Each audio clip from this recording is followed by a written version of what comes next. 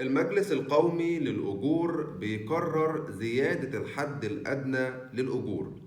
تعال أقول لك إيه اللي حصل في قرار من المجلس القومي للأجور بزيادة الحد الأدنى للأجور بنسبة 15%.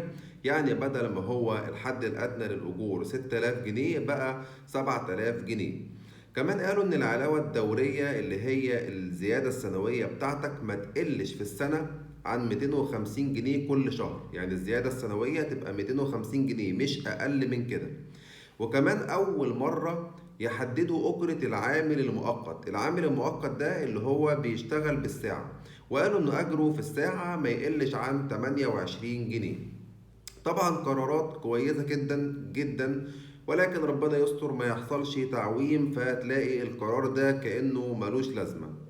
انتوا بقى لو شغالين في قطاعات سواء عامة او خاصة اديكوا عرفتوا الحد الادنى للاجور. اوعى شركتك تضحك عليك، وقولولي شايفين الموضوع ده حلو قد ايه من وجهة نظركم في كومنتات.